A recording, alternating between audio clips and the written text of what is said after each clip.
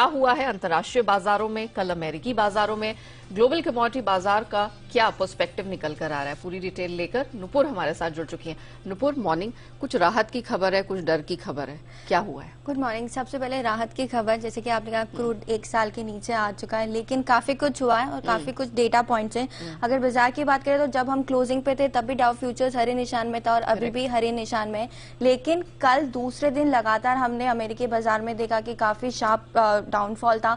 डाउ करीबन 350 अंक गिरा और नैस्डैक भी देखे तो 230-240 अंक की गिरावट वहां पर दिखी थी। और 2 दिन में अगर हम देखें तो डाउ में करीबन 830 अंक की गिरावट आ चुकी है मंडे और ट्यूसडे की बात करें तो। अब क्या कंसर्न है, काफी कुछ इन्फ्लेशन पे लेके काफी सारे कंपनीज के सीईओ की तरफ से बयान आया। सबसे पहले अगर हम बात करें, पैरामाउंट ग्लोबल के सीईओ ने कहा है कि रिसेशन के चलते वो एडवर्टाइजिंग जो स्पेंड है उससे कम करेंगे और वहां से जो रेवेन्यूज होगा वो कम आएगा। तो उस स्टॉक पे करीबन 7% का डाउनफॉल दिखा था कल।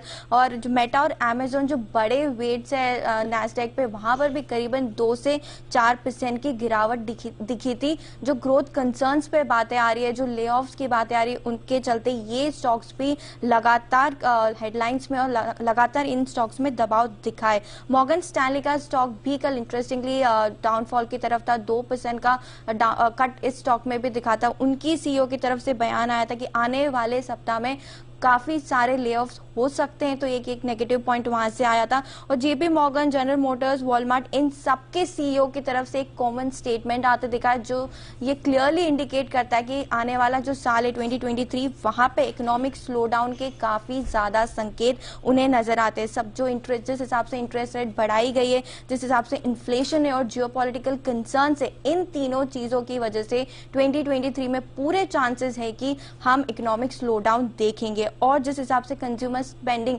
गवर्नमेंट की तरफ से जितने भी पैकेजेस आए थे उसके चलते गवर्नमेंट स्पेंडिंग में हमने राइज देखा था 2022 में, वो सस्टेन नहीं होगा 2023 में, ऐसा इन सारी कंपनीज के सीईओ ने बताया। अब कंसर्न यही है कि पिछले हफ्ते जब फेड का बयान आया था तो वो डविश इंडिकेट कर रहा था कि रेट हाइक्स कम हो सकती है, लेकिन इन्फ्लेशन और जो इकोनॉमिक स्लोडाउन के कंसर्न सारी कंपनीज की तरफ से निकल के आ रहे, ले ऑफ्स का जो कंसर्न है वो अभी तक खत्म नहीं हुआ है।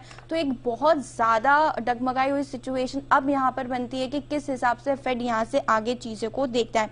10 साल की बॉन्ड यील्ड भी देखे तो वो इंप्रूव हो चुकी है, 3.55% के आसपास आ चुकी है। और यूरोप के बाजार कल दोपहर में भी सुस्ते जब स्टार्ट हुए थे और अभी देखे जब बंद हुए तब भी सुस्ती था, कोई ज्यादा मूवमेंट वहां पे आपको दिखेगा नहीं।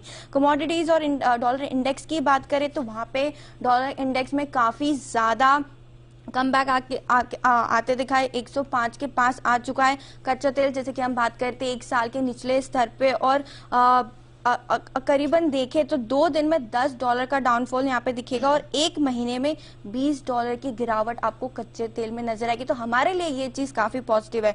बेस मेटल्स का फायदा होता है जब डॉलर इंडेक्स घटता है, तो वहां पे अगर रिकवरी है तो ये एक नेगेटिव पॉइंट मेटल्स के लिए आता है। और सोना चांदी भी देखे तो घिरकर कल बंद होते नजर आए थे, लेकिन आज हमारे यहाँ आरबीआई पॉलिसी है, हमारे यहाँ का डेटा बाहर के मार्केट से देखे तो काफी बेटर है, क्योंकि जब कल वर्ल्ड बैंक का जीडीपी पे भी जब टारगेट आया था तो वो 40 बेसिस पॉइंट इंप्रूव करके उन्होंने कहा था, 6.5% का टारगेट था, वो 6.9% की ग्रोथ वो देखते हैं।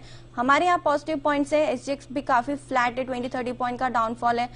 तो चाहे बाहर के बाजार में डगमगाई हुई चीजें, लेकिन हम स्ट्रेंथ के साथ हैं, हमारी इकोनॉमी बेटर परफॉर्म कर रही है। ऐसा वर्ल्ड बैंक ने भी कहा था कि दूसरे इमर्जिंग, इनफैक्ट डेवलप मार्केट से भी हम काफी ज्यादा स्ट्रेंथ में, तो शायद इतना इम्पैक्ट हमें ना दिखे। ओके, चलिए, लेकिन आज हमारे लिए तो बहुत महत्वपूर्ण ट्रिगर आरबीआई की पॉलिसी बैठक का है, ब्याज दरों को लेकर क्या निर्णय आता है। शुक्रिया अब नुपुर, वो पूरी डिटेल्स दर्शकों के सामने रखने के लिए।